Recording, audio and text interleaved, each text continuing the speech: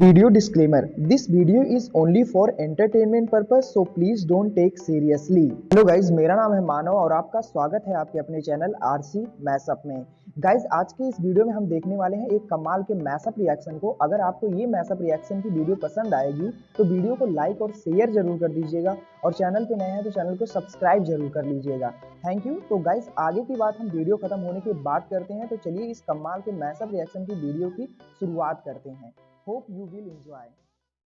नेपाल का, श्रीलंका का, भूटान का, मालदीव्स का, आसपास जितने भी देश है, म्यांमार कर लो, इनका इतना मिल के फॉरेक्स रिजर्व नहीं है जितना एक भारत के पास सोना। सिर्फ सोना खरीद, और दुनिया में मेरे ख्याल से नामे के 10वें नंबर पे इंडिया के पास सबसे ज्यादा गोल्ड रिजर्व के 8वें नंबर पे, इस तरह है ना, यही है ना कुछ इस तरह। तो खुद सोच लो कि फॉरेक्स रिजर्व बढ़ा है यार। ये इसमें नो डाउट यार, पाकिस्तान की करेंसी गिर रही है, दुनिया की करेंसी गिर रही है, डॉलर स्ट्रॉन्ग हो रहा है। वो क्यों स्ट्रॉन्ग हो रहा है आपको पता है, डॉलर ट्रम्प पॉलिसीज यार, वो आपको पता है उसका।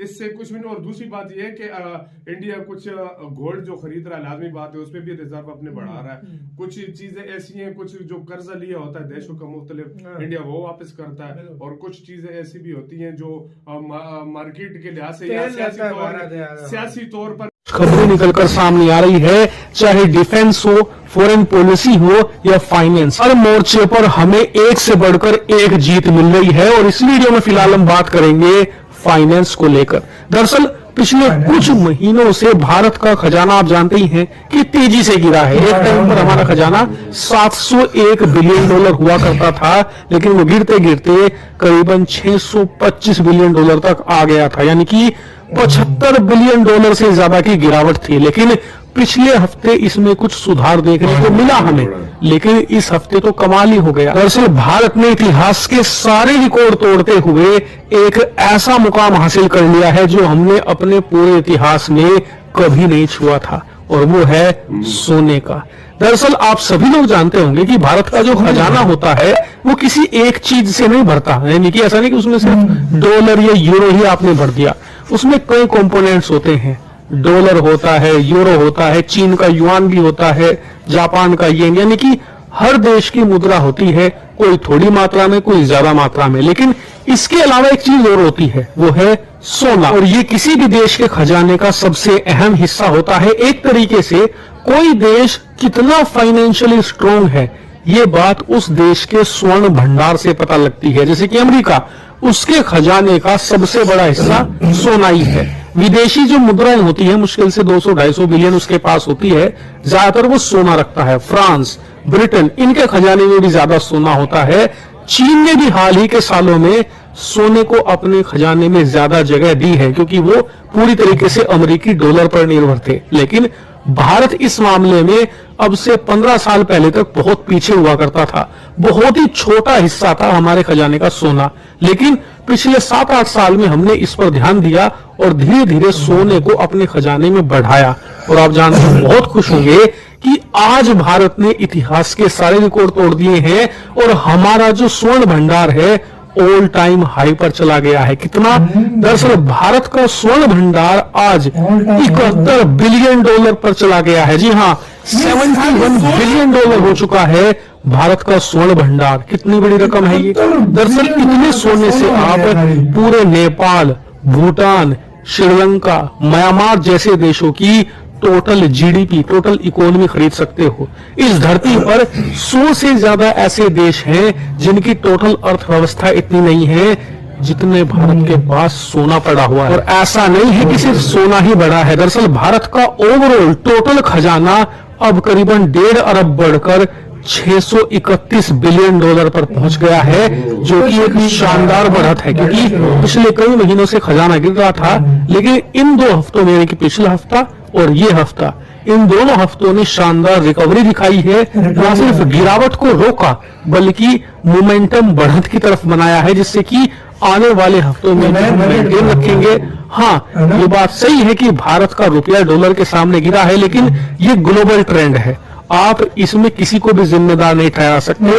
जब से ट्रंप राष्ट्रपति बने हैं, मैंने आपको पहले ही बता दिया था 2-2.5 महीने पहले कि भारतीय रुपये में आपको गिरावट देखने को मिलेगी। और अभी ये 90-91 रुपए तक भी आपको जाता दिखेगा, क्योंकि सिर्फ भारतीय रुपया नहीं, चीन, ब्रिटेन, जापान, रूस सबकी करेंसी गिर रही है डॉलर के सामने, क्योंकि ट्रंप की पॉलिसीज ऐसी हैं और इन पॉलिसीज को काउंटर करने में सभी देशों को टाइम लगेगा। और इस जो ग्लोबल ट्रेंड है करेंसी गिरने का डॉलर के सामने, उस ट्रेंड को रिवर्स करने में कुछ महीने और लग सकते हैं। जैसा कि मैंने पहले प्रेडिक्ट किया था कि मानकर चलिए कि कम से कम जून तक ये ट्रेंड बना रहेगा और भारतीय रुपया आपको 90, 91, 92 तक भी जाता दिख सकता है। लेकिन ऐसा नहीं है कि भारतीय रुपया गिरने से ही हमें नुकसान ही नुकसान हो रहा है, हमें फायदा भी है, एक्सपोर्ट्स में हमें फायदा है।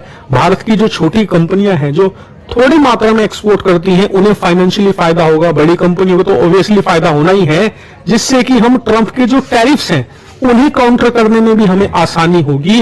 क्योंकि जैसे जैसे भारतीय रुपया गिरता जाएगा, एक्सपोर्टर के हाथ में थोड़ी सी ताकत ये आएगी कि अगर ट्रंप 10-15% टैरिफ लगाते हैं भारतीय कंपनियों पर, भारतीय प्रोडक्ट्स पर, तो वो अपना मार्जिन कम करने में सक्षम हो जाएंगे, यानी कि अपना प्रॉफिट थोड़ा सा घटा लेंगे और उसे कंपनसेट कर लेंगे डॉलर के रेट से। इससे होगा ये कि अगर ट्रंप टैरिफ और टैक्स लगाते हैं 5-10% का, तो उससे भारतीय प्रोडक्ट अमेरिका में महंगे नहीं होंगे, पुराने रेट पर ही बिकेंगे और वो इनइफेक्टिव साबित होंगे। इसीलिए डॉलर का गिरना हमें नुकसान थोड़ा बहुत जरूर दे रहा है, लेकिन एक्सपोर्ट के मामले में हमें ये बहुत बम्पर फायदा देगा। और आप देखेंगे कि इस साल के एंड में जब आप एक्सपोर्ट के आंकड़े उठाकर देखोगे तो वो बहुत ही ज्यादा हाई आपको देखने को मिलेंगे। हो सकता है कि हम ऑल टाइम हाई नेपाल का, श्रीलंका का, भूटान का, मालदीव का, आसपास जितने भी देश हैं, म्यांमार कर लो, इनका इतना मिल के फॉरेक्स रिजर्व नहीं है जितना एक भारत के पास सोना है। सिर्फ सोना और दुनिया में मेरे ख्याल से नामे के 10वें नंबर पे इंडिया के पास सबसे ज्यादा गोल्ड रिजर्व कि 8वें नंबर पे इस तरह है ना, यही है ना कुछ इस तरह। तो खुद सोच लो कि फॉरेक्स रिजर्व बढ़ा यार, ये इसमें नो डाउट यार पाकिस्तान की करेंसी गिर रही है, दुनिया की करेंसी गिर रही है, डॉलर स्ट्रॉन्ग हो रहा है। वो क्यों स्ट्रॉन्ग हो रहा है आपको पता है, डॉलर पॉलिसी यार वो आपको पता है उसका, इससे कुछ नहीं। और दूसरी बात ये है कि इंडिया कुछ गोल्ड जो खरीद रहा है, लाभी बात है, उसके भी रिजर्व अपने बढ़ा रहा है। कुछ चीजें ऐसी हैं, कुछ जो कर्जा लिया होता है देशों का मुख्तलिफ, इंडिया वो वापस करता है, और कुछ चीजें ऐसी भी होती हैं जो मार्केट के लिहाज से सियासी तौर पर भी उथल पुथल होता है। इतना महंगा जो तेल लेता है भारत, उस पर भी जाहिर बात है। लेकिन ये जो डाउन हुआ है, ये भारत का ये इतिहास रहा, जब जब भारत का डाउन हुआ उससे तेज पिछली बार 642 से भारत गिरा था 646 से 550 बिलियन डॉलर, 520 के 50 इस तरह आया था। बूस्ट मारा 701 पे चला गया, अब 701 से गिरा, अब फिर बूस्ट मारेगा क्या पता 800 क्रॉस कर, बिल्कुल हो सकता है। और साथ में एक्सपोर्ट भी तो बढ़ रही है ना, एक्सपोर्ट भी तो बढ़ रही है ना, एक्सपोर्ट भी तो बढ़ रही है यार। तो ये जो चीजें है ना, ये चीजें फिर होती है भाई। तो आपका वैसे सारे मामले के ऊपर क्या कहना है, और भारत का खजाना जिस तरीके से बढ़ रहा है तैयार तेजी से, उसके ऊपर आपकी क्या राय है? कमेंट सेक्शन में चीज लाजमी बताइए। आपने बहुत सारे नेपाल का, श्रीलंका का, भूटान का, मालदीव का, आसपास जितने भी देश हैं, म्यांमार कर लो, इनका इतना मिल के फॉरेक्स रिजर्व नहीं है। गाइज आपको यह मैसअप रिएक्शन का वीडियो कैसा लगा, अपने थॉट को नीचे वीडियो के कमेंट में जरूर बताइएगा। वीडियो पसंद आई हो तो वीडियो को लाइक जरूर कर दीजिएगा, चैनल पे नए हैं तो चैनल को सब्सक्राइब जरूर कर लीजिएगा। तो थैंक